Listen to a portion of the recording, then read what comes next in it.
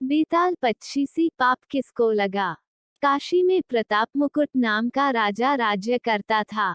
उसके वज्र मुकुट नाम का एक बेटा था। एक दिन राजकुमार दीवान के लड़के को साथ लेकर शिकार खेलने जंगल गया। घूमते घूमते उन्हें तालाब मिला। उसके पानी में कमल खिले थे और हंस किलोल कर रहे थे। किनारों पर घने पेड़ थे, जिन पर पक्षी चहचहा रहे थे। दोनों मित्र वहां रुक गए और तालाब के पानी में हाथ मुंह धोकर ऊपर महादेव के मंदिर पर गए। घोड़ों को उन्होंने मंदिर के बाहर बांध दिया। वो मंदिर में दर्शन करके बाहर आए तो देखते क्या है कि तालाब के किनारे राजकुमारी अपनी सहेलियों के साथ स्नान करने आई है।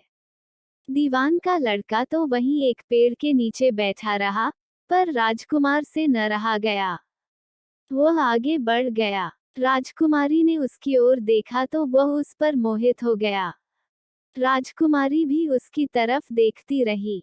फिर उसने किया क्या कि जूड़े में से कमल का फूल निकाला, कान से लगाया, दांत से कुतरा, पैर के नीचे दबाया और फिर छाती से लगा, अपनी सखियों के साथ चली गई। उसके जाने पर राजकुमार निराश हो अपने मित्र के पास आया और सब हाल सुनाकर बोला, मैं इस राजकुमारी के बिना नहीं रह सकता। पर मुझे न तो उसका नाम मालूम है, न ठिकाना। वह कैसे मिलेगी। दीवान के लड़के ने कहा, राजकुमार, आप इतना घबराएं नहीं। वह सब कुछ बता गई है। राजकुमार ने पूछा, कैसे। वह बोला, उसने कमल का फूल सिर से उतारकर कानों से लगाया तो उसने बताया कि मैं कर्नाटक की रहने वाली हूँ। दांत से कुतरा तो उसका मतलब था कि मैं दंतबाट राजा की बेटी हूँ। पांव से दबाने का अर्थ था कि मेरा नाम पद्मावती है और छाती से लगाकर उसने बताया कि तुम मेरे दिल में बस गए हो। इतना सुनना था कि राजकुमार खुशी से फूल उठा। बोला, अब मुझे कर्नाटक देश में ले चलो। दोनों मित्र वहां से चल दिए। घूमते फिरते, सैर करते, दोनों कई दिन बाद वहां पहुंचे। राजा के महल के पास गए तो एक बुढ़िया अपने द्वार पर बैठी चरखा काटती मिली। उसके पास जाकर दोनों घोड़ों से उतर पड़े और बोले, माई, हम सौदागर हैं। हमारा सामान पीछे आ रहा है। हमें रहने को थोड़ी जगह दे दो। उनकी शक्ल सूरत देखकर और बात सुनकर बुढ़िया के मन में ममता उमड़ आई। बोली, बेटा, तुम्हारा घर है। जब तक जी में आए, रहो। दोनों वहीं ठहर गए। दीवान के बेटे ने उससे पूछा, माई, तुम क्या करती हो।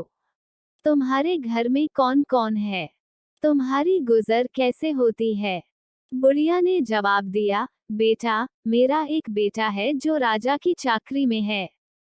मैं राजा की बेटी पहमावती की धाय थी। बूढ़ी हो जाने से अब घर में रहती हूँ। राजा खाने पीने को दे देता है। दिन में एक बार राजकुमारी को देखने महल में जाती हूँ। राजकुमार ने बुढ़िया को कुछ धन दिया और कहा, माई, कल तुम वहां जाओ तो राजकुमारी से कह देना कि जेठ सुदी पंचमी को तुम्हें तालाब पर जो राजकुमार मिला था, वह आ गया है। अगले दिन जब बुढ़िया राजमहल गई तो उसने राजकुमार का संदेशा उसे दे दिया।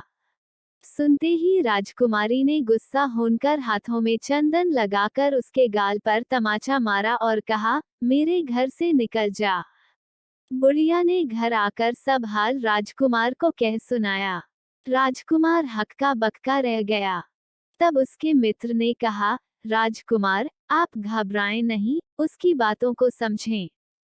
उसने देसों उंगलियां सफेद चंदन में मारी, इससे उसका मतलब यह है कि अभी 10 रोज चांदनी के हैं। उनके बीतने पर मैं अंधेरी रात में मिलूंगी। 10 दिन के बाद बुढ़िया ने फिर राजकुमारी को खबर दी तो इस बार उसने केसर के रंग में 3 उंगलियां डुबोकर उसके मुंह पर मारी और कहा, भाग यहाँ से। बुढ़िया ने आकर सारी बात सुना दी। राजकुमार शोक से व्याकुल हो गया। दीवान के लड़के ने समझाया, इसमें हैरान होने की क्या बात है। उसने कहा है कि मुझे मासिक धर्म हो रहा है। 3 दिन और ठहरो। 3 दिन बीतने पर बुढ़िया फिर वहां पहुंची। इस बार राजकुमारी ने उसे फटकार कर पश्चिम की खिड़की से बाहर निकाल दिया। उसने आकर राजकुमार को बता दिया। सुनकर दीवान का लड़का बोला, मित्र, उसने आज रात को तुम्हें उस खिड़की की राह बुलाया है। मारे खुशी के राजकुमार उछल पड़ा। समय आने पर उसने बुढ़िया की पोशाक पहनी, इत्र लगाया, हथियार बांधे। दोपहर रात बीतने पर वो महल में जा पहुंचा और खिड़की में से होकर अंदर पहुंच गया। राजकुमारी वहां तैयार खड़ी थी। वो उसे भीतर ले गई। अंदर के हाल देखकर राजकुमार की आंखें खुल गईं। एक से एक बढ़कर चीजें थीं। रात भर राजकुमार राजकुमारी के साथ रहा। जैसे ही दिन निकलने को आया कि राजकुमारी ने राजकुमार को छिपा दिया और रात होने पर फिर बाहर निकाल लिया। इस तरह कई दिन बीत गए।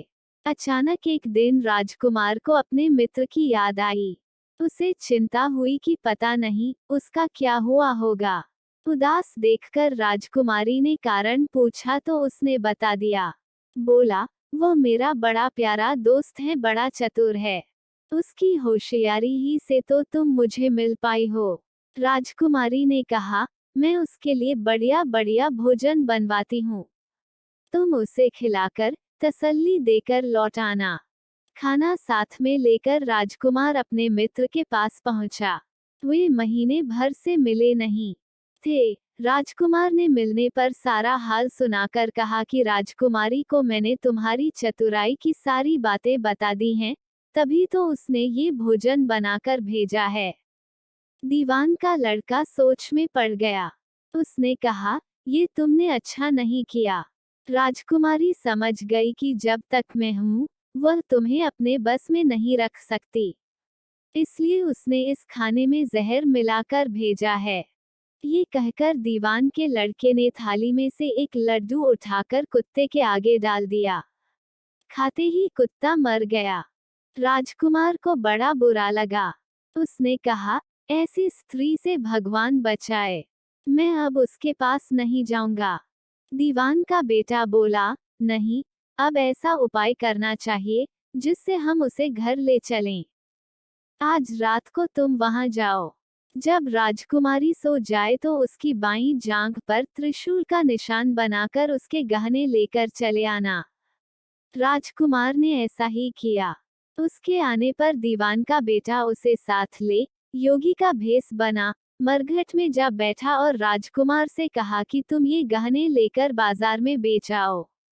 कोई पकड़े तो कह देना कि मेरे गुरु के पास चलो और उसे यहाँ ले आना। राजकुमार गहने लेकर शहर गया और महल के पास एक सुनार को उन्हें दिखाया। देखते ही सुनार ने उन्हें पहचान लिया और कोतवाल के पास ले गया।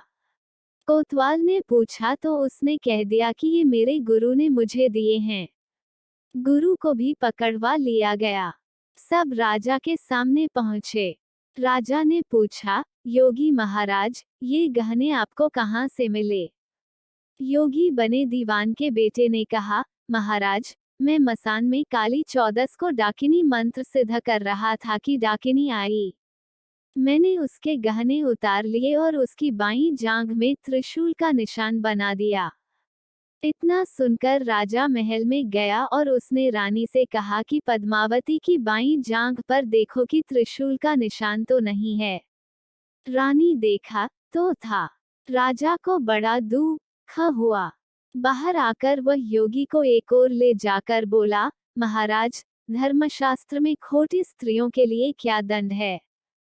योगी ने जवाब दिया, राजन, ब्राह्मण, गौ, स्त्री, लड़का और अपने आश्रय में रहने वाले से कोई खोटा काम हो जाए तो उसे देश निकाला दे देना चाहिए।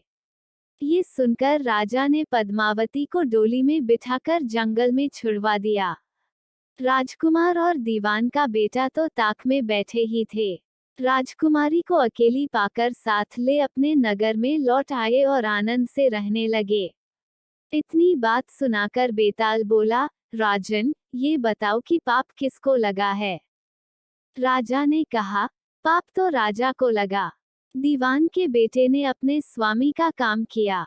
कोतवाल ने राजा को कहना माना और राजकुमार ने अपना मनोरथ सिद्ध किया।